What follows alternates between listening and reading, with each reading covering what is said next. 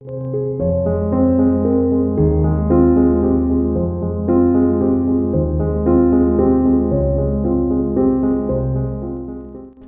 savoir si nos pensées sont des intuitions ou non? Ce programme a été enregistré à l'origine par Ricardo Melo de l'Institut Namasté le 13 février 2020. Les audios sont préparés par des volontaires de la Pilule de l'Évangile. Notre équipe de collaborateurs a toujours besoin d'aide. Soyez vous aussi volontaires dans notre cause. Rejoignez notre page sur Facebook, Pilule de l'Évangile. Bonsoir mes amis, bonsoir, je vous souhaite une excellente soirée et avec beaucoup de joie, nous commençons une nouvelle pilule. Je voudrais d'abord répondre à la question de Marcia, notre auditrice, qui pose une question très lucide et très importante. Elle demande « Ricardo, comment différencier l'intuition de la pensée obsessionnelle ?» Voici un sujet intéressant. Comment être capable de se différencier quand une pensée qui vient à l'esprit vient vraiment d'un ami spirituel, d'un mentor ou d'un ange gardien, de Dieu, de notre sage inconscient ou pas? Et cela peut être aussi une suggestion obsessionnelle qui manipule vraiment ou veut nous causer du tort? La réponse n'est pas facile, mais elle est simple.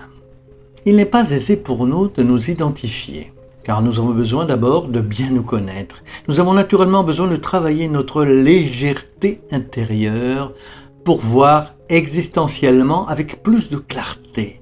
Mais c'est simple. Comme je l'ai dit, ce n'est pas facile, mais c'est simple. Tout ce qui vient de Dieu amène la paix.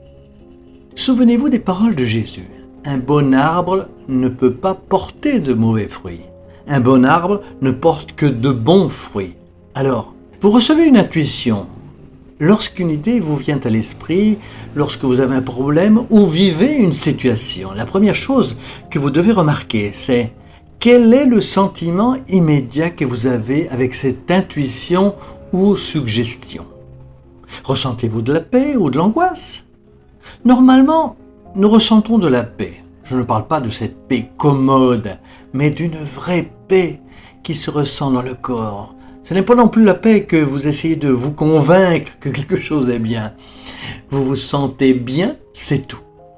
Parfois, on vous demande comment vous savez que c'est le chemin à prendre. Et vous répondez, je ne sais pas pourquoi, mais je sens que c'est le bon chemin. Je sens que c'est par ici qu'il faut aller. Commencez à remarquer que, en règle générale, les intuitions les plus authentiques ont un lien profond avec notre corps. Ce n'est pas par hasard, ce sont des énergies qui sont émanées de notre être afin que nous les recevions. Bien sûr que, du point de vue énergétique, cela est repassé à notre périsprit. Par conséquent, sur notre corps, nous ressentons un bien-être intérieur. Tandis que le contraire est vrai. Un obsesseur ne peut pas donner une suggestion qui nous apportera de la sérénité et de la paix. Jamais. Il peut nous apporter une suggestion qui nous fera trouver une solution convenable à un problème. Mais cela ne nous apportera pas nécessairement de la paix. C'est à ce moment qu'entre en cause la connaissance de soi, dont j'ai parlé plus tôt. Sur le fait d'être simple n'est pas facile. Ce n'est pas vraiment facile si vous êtes une personne, cela vaut tout le monde, qui a un esprit agité, une personne qui ne se connaît pas, qui ne fait pas l'évangile à la maison, qui n'a pas l'habitude de méditer. Vous n'avez jamais fait de thérapie, vous vivez anxieux, tendu, la pensée accélérée. Vous avancez, vous reculez. Vous pensez au futur, au passé et vous vous énervez contre vous-même. Le matin, ça va. L'après-midi, rien ne va plus. De cette manière, il vous est plus difficile de ressentir les choses avec clarté. Et pourquoi? Parce que vos émotions sont confuses. Le problème, ce n'est pas de reconnaître votre intuition. Il existe une phase intérieure à celle-ci. C'est la phase où l'on va chercher à calmer son esprit. La phase où l'on apprend à méditer. La phase où l'on apprend la sérénité. Et je sais que ce n'est pas facile. La pilule est trop courte, mais nous avons déjà parlé de ce sujet il y a quelque temps. Et si vous accédez sur la chaîne YouTube, Institut Namasté, Sur YouTube, vous trouverez une conférence de 2 heures qui aborde la pensée négative.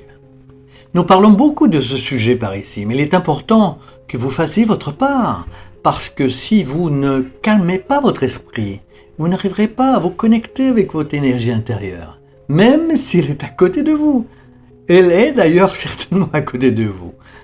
À travers la prière, la vraie, celle qui est ressentie profondément, celle qui est adressée au Seigneur de la vie et aux amis spirituels qui nous aiment. Elle nous connecte avec l'énergie supérieure. Cette vibration parle directement à l'âme.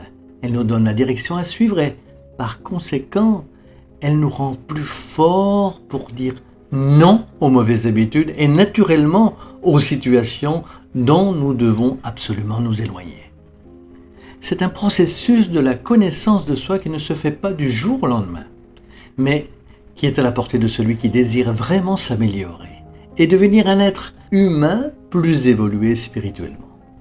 Je suis sûr, Marcia, qu'il vaut la peine de continuer, de ne pas désister. De la lumière et de la paix à vous et à votre famille, que Dieu vous bénisse à tous. Et vous le savez déjà, mes amis, à bientôt, à très bientôt.